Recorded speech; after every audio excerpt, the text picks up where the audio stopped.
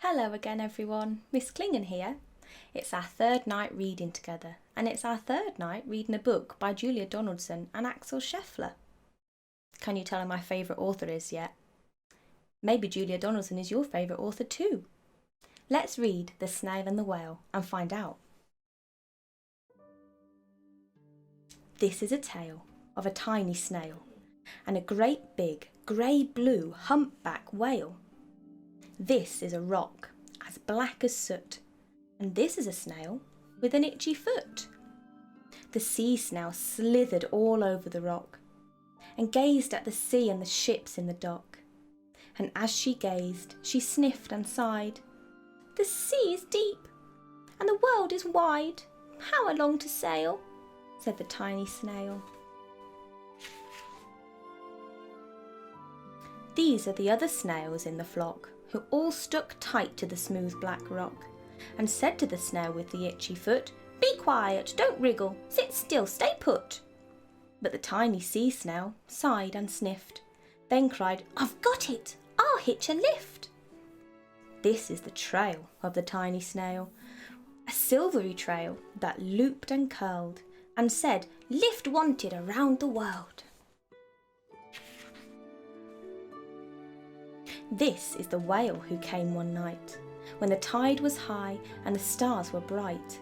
A humpback whale, immensely long, who sang to the snail a wonderful song of shimmering ice and coral caves and shooting stars and enormous waves. And this is the tale of the humpback whale. He held it out of the starlit sea and said to the snail, Come sail with me. This is the sea, so wild and free, that carried the whale and the snail on his tail to towering icebergs and far-off lands, with fiery mountains and golden sands.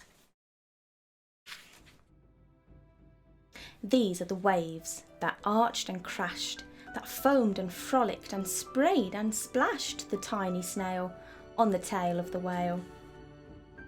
These are the caves beneath the waves, where stripy fish with feathery fins and sharks with hideous toothy grins swam around the whale with the snail on his tail. This is the sky, so vast and high, sometimes sunny and blue and warm, sometimes filled with a thunderstorm, with zigzag lightning flashing and frightening the tiny snail on the tail of the whale. As she gazed at the sky, the sea, the land, the waves and the caves and the golden sand, she gazed and gazed, amazed by it all. And she said to the whale, I feel so small. But then came the day the whale lost his way. These are the speedboats running a race, zigging and zooming all over the place, upsetting the whale with their ear-splitting roar, making him swim too close to the shore. This is the tide slipping away. And this is the whale lying beached in a bay. Quick, off the land, back to sea, cried the snail. I can't move on land, I'm too big, moaned the whale. The snail felt helpless and terribly small. Then, I've got it, she cried, and started to crawl. I must not fail, said the tiny snail. This is the bell on the school in the bay, ringing the children in from their play. This is the teacher holding her chalk, telling the class, Sit straight, don't talk. This is the board, as black as soot, and this is the snail with an itchy foot. A snail! A snail! The teacher turns pale. Look, say the children, it's leaving a trail. This is the trail of the tiny snail, a silvery trail saying, Save the whale! These are the children running from school, fetching the fireman, digging a pool, squirting and spraying to keep the whale cool. This is the tide coming into the bay, and these are the villagers shouting hooray as the whale and the snail travel safely away. Back to the dock and the flock on the rock, who said, "How time's flown, and haven't you grown?" And the whale and the snail told their wonderful tale of shimmering ice and coral caves, and shooting stars and enormous waves, of how the snail, so small and frail, with her looping, curling, silvering trail, saved the life of the humpback whale.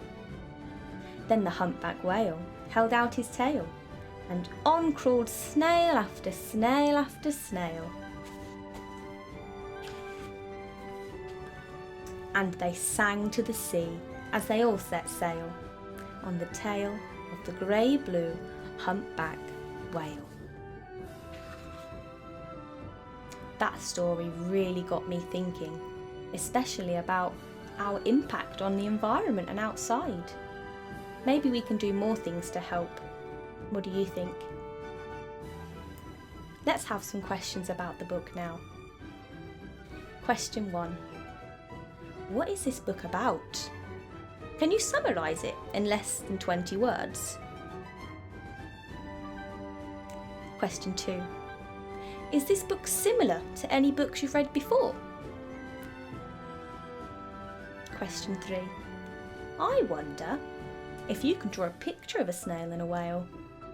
I'd love to see them. Well done for listening with me again today, everyone. I hope you enjoyed it.